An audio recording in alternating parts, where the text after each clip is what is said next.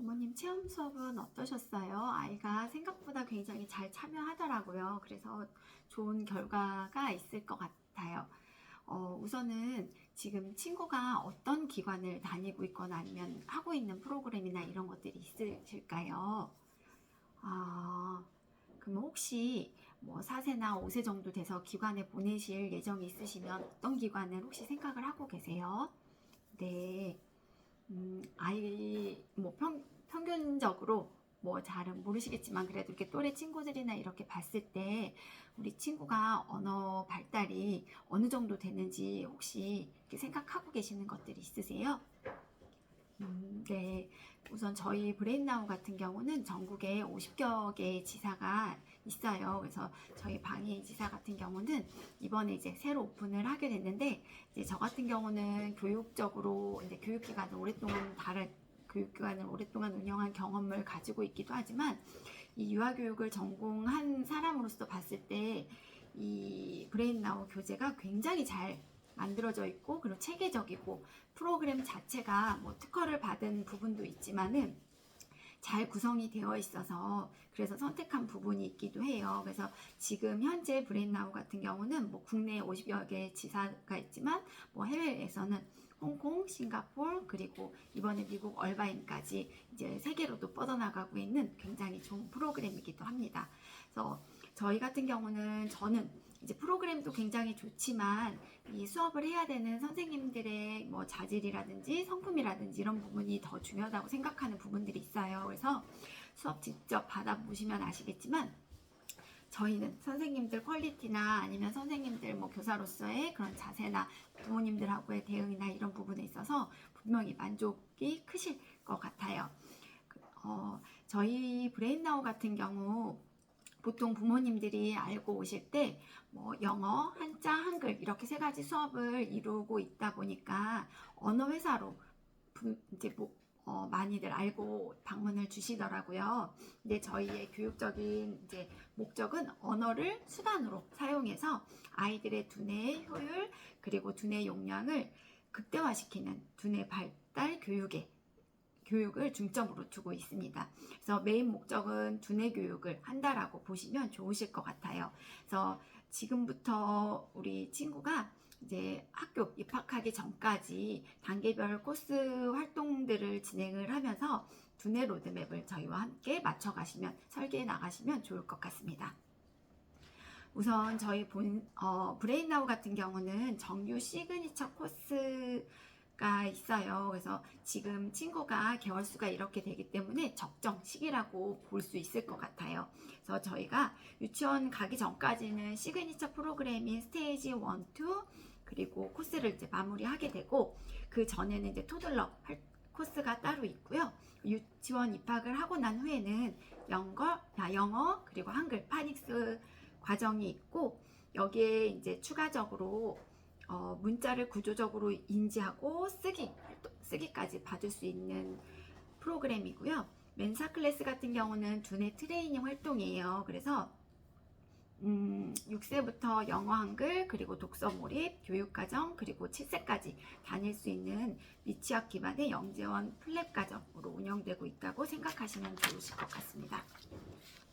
브레인나우의 영유와 뇌발달 성향은 저희가 앱으로도 활동을 하고 있기 때문에 딥러닝 알고리즘을 분석해서 우리 아이들의 개개인적으로 가지고 있는 뇌 발달의 성향에 맞춘 컨텐츠를 제공하는 프로그램이에요. 그래서 여기 PT에서 어머님께서 보시면 사람에게는 누구에게나 뇌의 좌뇌와 우뇌가 있어요.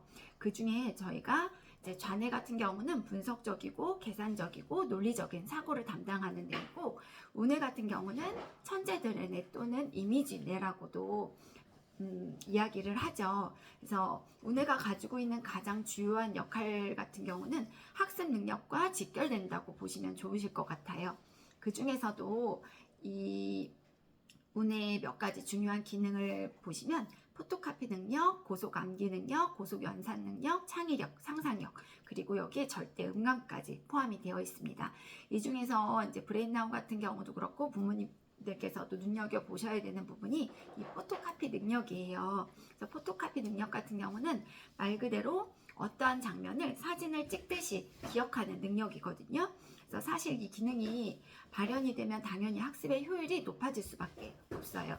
그래서 그 예전에 부모님들 학교 다니실 때 내신 공부하면서 다니셨던 그 기억을 잠깐 돌이켜 보시면 반에 그런 친구들 있죠. 분명히 나하고 똑같이 놀았는데 어떤 친구는 학업 성적이 굉장히 잘 나오고 또 어떤 친구는 그렇지 않고 이런 것들을 경험을 해보셨을 거예요. 이게 그 포토카피 능력의 이미지화하는 그런 트레이닝이 되는 친구와 그렇지 않은 친구의 차이라고 보시면 될 것 같아요. 그래서 페이지를 한 장만 넘겨도 그 페이지에 불필요한 정보까지도 그대로 흡수하고 습득하게 되는 기능이에요. 그래서 저희가 포토카피 능력이 발현이 되는 친구들 같은 경우는 그 영어 단어를 주어졌을 때 똑같은 시간 10분이 주어져도 어떤 친구는 10개, 어떤 친구는 100개, 어떤 친구는 1000개까지도 한꺼번에 외워버릴 수 있는 그 암기 능력의 또 효과를 볼 수가 있기도 하죠.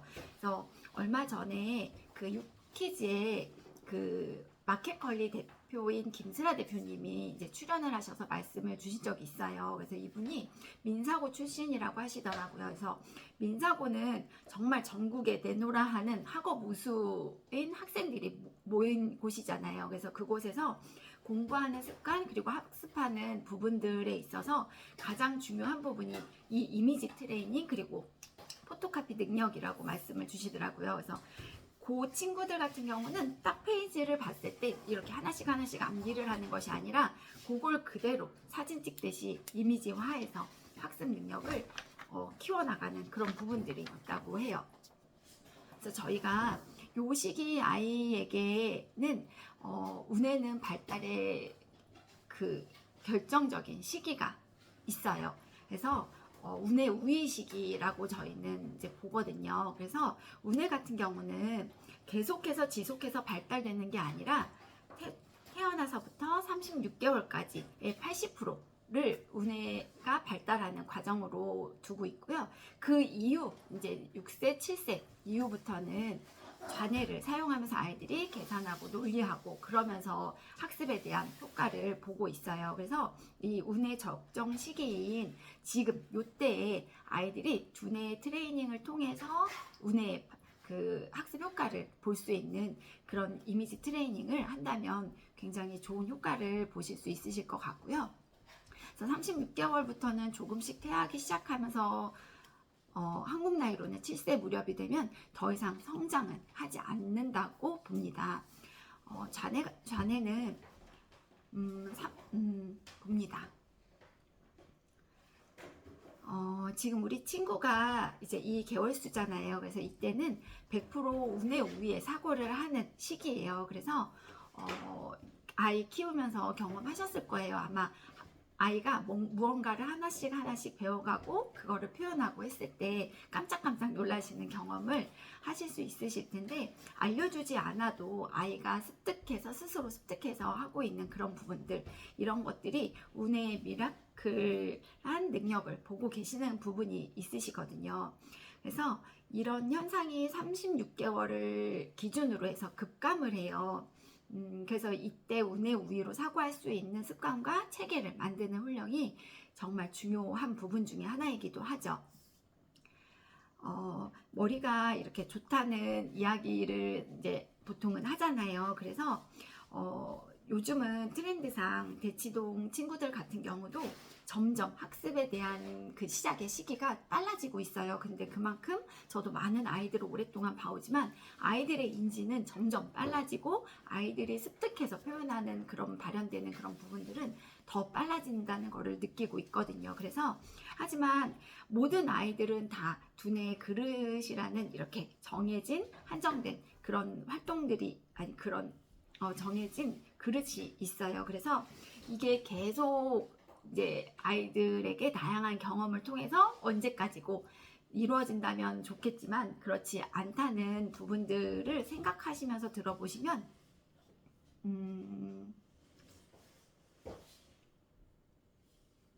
6세까지 마치고 7세 이후에 우리 아이들이 학원을 계속 다닌다고 할지라도, 여러 학원들을 다닌다 할지라도 학원을 통해서 개선될 수 있는 학습의 폭은 굉장히 제한되어 있는 부분이 있다는 거죠.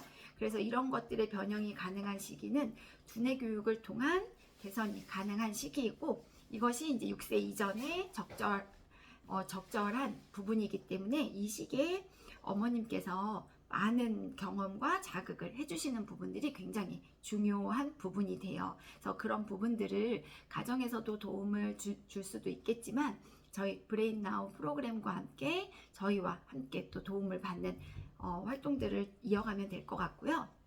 거기에서 저희가 이제 중요하게 보는 부분이 첫 번째로는 이제 독서 부분이에요. 그래서 아이들의 머리가 좋다는 그 이야기는 선천적인 부분도 있겠지만 후천적인 형질이 훨씬 더 중요하다는 것이 뇌과학자들의 결론이거든요. 그래서 왜냐면 저희가 이제 조상 대대로 물려받은 그 신경세포수가 굉장히 많지만, 그 신경세포수를 유전적으로 많이 물려받았다고 해서 모두가 머리가 좋은 건 아니에요. 머리가 좋다라고 하는 건 신경세포의 자극 경험이 이루어져서 시냅스가 견고하게 형성되는 것, 이것을 머리가 좋다라고 표현을 하는데요. 시냅스는 어떻게 형성이 되냐면요, 자극 경험이 주어지는 곳은 견고하게 연결고리가 계속해서 생기게 되고, 자극 경험이 주어지지 않는 곳은 자연스럽게 퇴화하거나 소모하게 되어 있거든요. 그래서 독서 활동이라는 부분이 다양한 자극, 다양한 방법, 다양한 세계를 아이들에게 만나게 되면서 이 시냅스의 그 효과의 기대치를 볼 수 있다는 부분이 있고요. 그 두 번째로는 저희는 이제 두뇌 트레이닝 활동을 돕고 있어요. 그래서 두뇌라는 부분은 사용하는 부분 위주로 사용할 수밖에 없게 되어 있거든요. 그래서 예를 들어서 공간지각력, 입체사고력, 기억력, 이런 부분들을 이제 확장을 시켜주고 싶은데, 이 구간의 자극 경험이 없이는 스스로 아이들이 성장하지 못하는 거예요. 그래서 시냅스의 견고하고 유기적인 성장을 위해서라도 두뇌 트레이닝이라는 측면이 반드시 동원되어야 사용해보지 않은 구간까지도 아이들이 원활하게 사용해 볼 수 있는 거고요. 그래서 이런 기관, 저희 같은 브레인 나우의 이런 기관의 활동을 통해서 도움을 받으실 수 있는 거죠. 그래서 다양한 두뇌 영역들을 균형적으로 사용해 보실 수 있는, 일상생활에서 경험하기 어려운 그런 자극을 저희가 다양한 활동들과 이 프로그램을 통해서 제공해 줄 수 있다고 생각해 주시면 좋으실 것 같아요. 그래서 브레인 나우는 뇌 과학의 근본적인 이론을 바탕으로 적절한 자극 경험을 제공하는 두뇌 교육 프로그램이라고 보시면 좋으실 것 같습니다. 그럼 저희가 그 다음은 좋으실 것 같습니다.